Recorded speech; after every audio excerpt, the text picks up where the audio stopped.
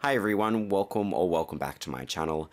My name is Sid, and in today's video I'm going to be talking about Disney's history of animal cruelty in their documentaries and movies. In the mid-90s, technology was improving, and that gave people the ability to watch glimpses of the natural world through their TV. And because of that increased curiosity, there was a big boom in wildlife documentaries. At that point in time, many animals in zoos had a very short lifespan because nobody knew how to care for them correctly. It wasn't until the Diane Fossies and the Jane Goodalls of the world came forward to help research animals. But before then, there was a very limited understanding of a lot of animals, and Disney certainly wasn't committed to try and work out what their natural true behavior was. So for the sake of a documentary or a movie, they staged it and forced animals into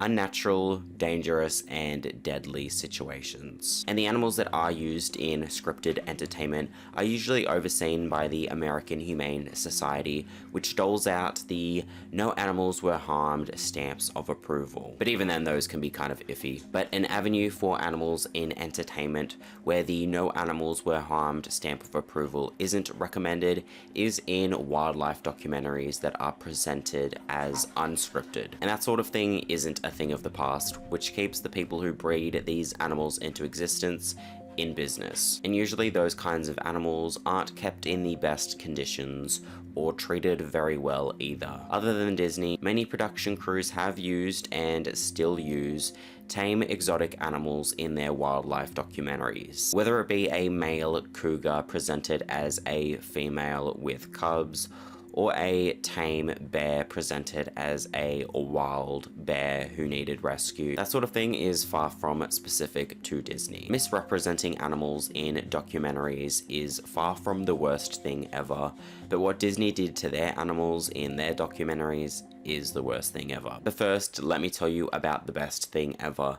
Today's sponsor, Aura. Because Aura is the biggest help when it comes to protecting your data online. I'm sure everybody has received spam emails or robocalls, and you've wondered how they got your details to begin with. They got your email or your phone number because data brokers are making a fortune selling your information. And they're constantly wanting to learn more about you as well, like where you live. But the good thing about Aura is that they can identify data brokers who are exposing your information and submit opt-out requests on your behalf. Brokers are legally required to remove your information if they are asked, but of course they don't make it easy. That is where Aura steps in. They jump through all of the hoops and do all of the back and forth for you. Oh, and Aura also does so much more to protect you and your family from the online threats that you can't see. And it can all be done by downloading their app. It's super easy to set up, and you don't need a whole bunch of different apps to get things like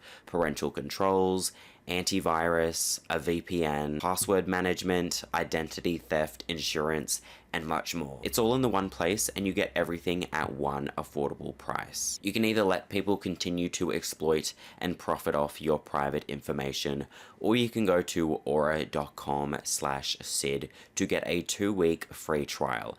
It is linked in the description box below. Okay, so back to Disney and talking about some of the not so nice things they did to animals. From 1948 to 1960, Disney made a series of short and full-length nature documentaries called The True Life Adventures. Despite these documentaries appearing as though they took place in the wild, they were actually on sets constructed by Disney. Animals were then dropped into these sets, and situations were manufactured between animals for whatever Disney had planned. Do you think the people who watch these films understand that? Do you think they're under the impression that you're out there sitting in the woods waiting for these things? No, I'm sure everybody knows now. Disney's been doing this for 20 years. And one film, they did a film called The Living Desert, and most of that was filmed in little studios.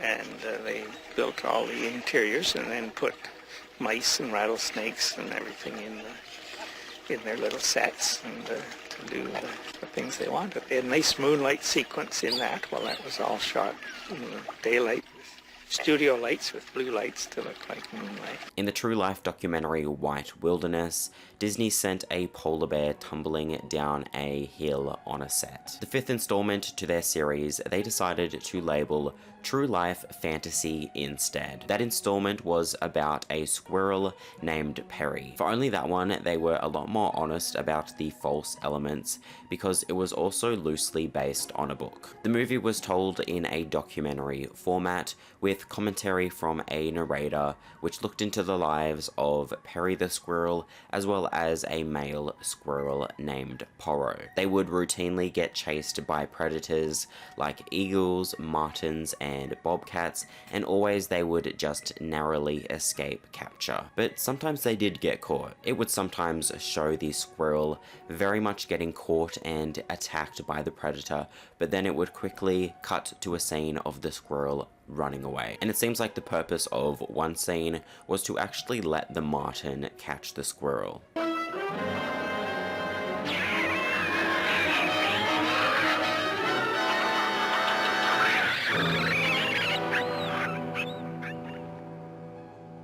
A life is lost, but not in vain.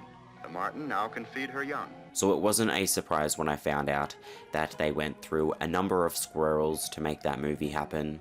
Well, you just aren't going to go out into the woods and set up a camera and wait for the squirrel to come. So what you do is you create a set, in effect, in nature. You just sort of fence off a part of the forest. And you put some squirrels in there and whatever other animals they are to interact with and see what they do. The easiest things to do were things like the marten chases, where the marten was the arch villain in the piece and chased squirrels all over the forest and ate a number of them. We had about 20 tame squirrels, and then we had quite a lot of wild ones, which were considered and were expendable.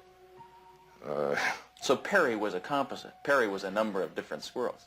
Perry was many, many different squirrels, yeah. Obviously, predator animals need to eat as well, but dozens of squirrels were sent to a manufactured death on a movie set for a documentary-style movie that didn't need to take place in the first place. But while the animals weren't getting the best treatment at all on these movie sets, apparently Disney was still nice to work with. Many people were nice to work for, but I didn't really enjoy working on the films, because on the whole, the narrations were terrible and there were so many inaccuracies. The biggest inaccuracy of it all was what Disney did to lemmings. You may have heard the saying, "Don't be a lemming." It is a metaphor for people who blindly follow the crowd, even if it is going to end in a catastrophe. Lemmings are synonymous with following the crowd because there is a myth that lemmings follow each other off cliffs and into large masses of water. And that myth is slightly based off of some actual lemming behavior. Lemmings have large population booms every 3 or 4 years. When the concentration of lemmings in one area becomes too large,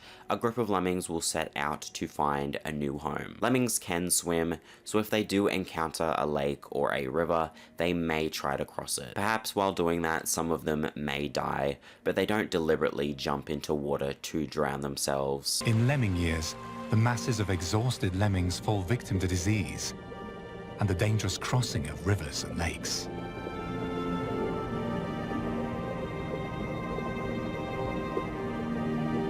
Maybe it's images like this that fed the old myth about lemmings committing suicide.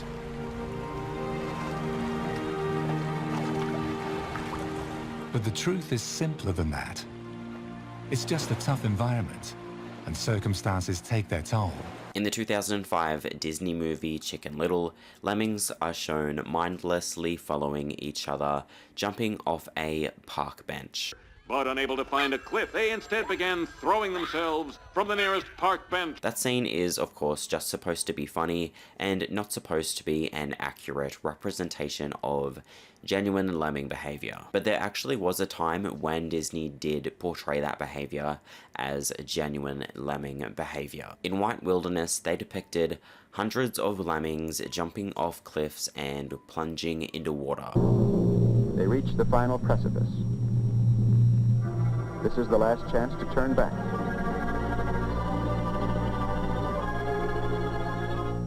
Yet over they go, testing themselves bodily out into space.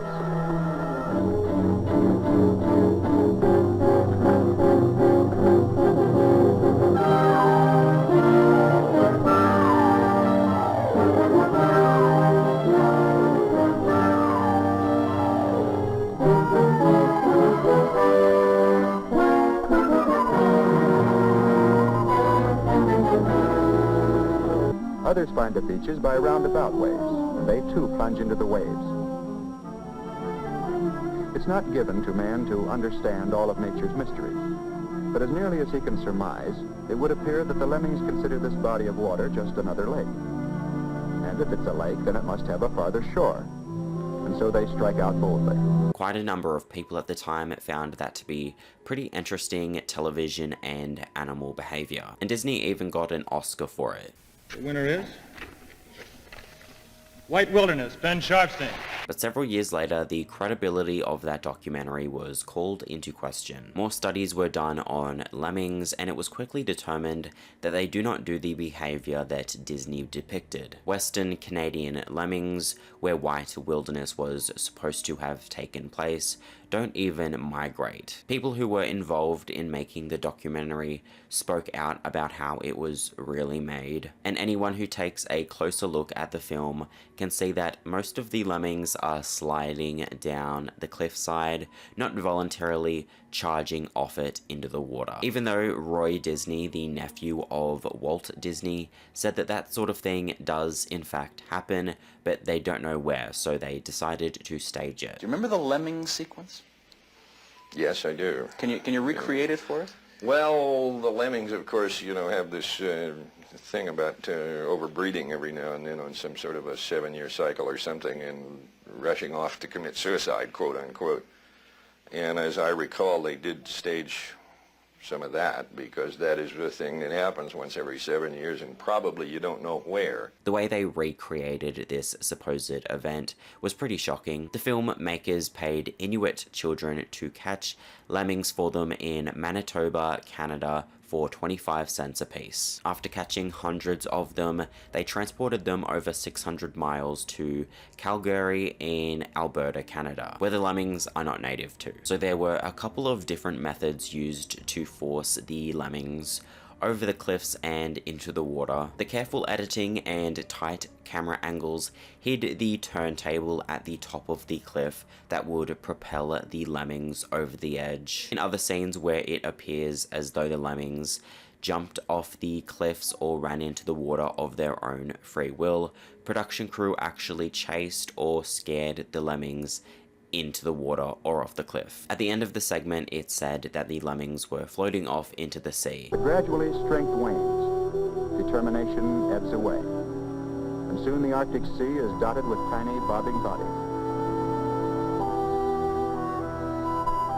And so is acted out the legend of mass suicide and destruction of a species, it would seem to be. But it was actually the Bow River in Calgary, so there is a possibility that the lemmings did make it to the other side of the river, but zoologist Gordon Jarrell said that if they get wet to the skin, they're essentially dead. And that is similar for other rodents as well. Rabbits and guinea pigs are very susceptible to hypothermia if they get wet and cold. The hottest month of the year in Calgary is July, where the average temperature is 17 degrees Celsius. I couldn't find any information about when this scene was shot, but regardless of if it happened in the warmest month of the year, the lemmings would not have been able to warm up soon enough and dry off before hypothermia set in. So if the lemmings made it to the other side, they were saturated in a cold or at best warm environment they were not native to, so they more than likely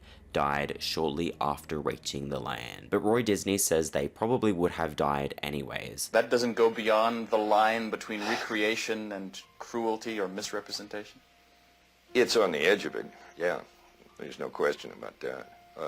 As I say, I think my memory of it, watching it, told me that they were doing something like that. I didn't know what, because you never see off stage what's going on, if the cameraman's smart enough. No, that doesn't surprise me enormously. Does it concern you or bother you? It's a shame that that sort of thing has to happen. We've lost a few lemmings, okay. You know, the lemmings probably would have gotten lost anyway. That did get brought on by what could conceivably be defined as an act of cruelty. As always, I do have a petition in the description demanding that Disney take responsibility for what they did to the lemmings. So feel free to sign that if you wish. But yeah, that is pretty much everything for this video. Thank you so much for watching. Let's take a moment of silence for all of the animals who have suffered for the entertainment industry. And I will see you in my next video. Of course you'd rather stay. Lemmings headed for the cliff. Round 'em up, they're gone astray.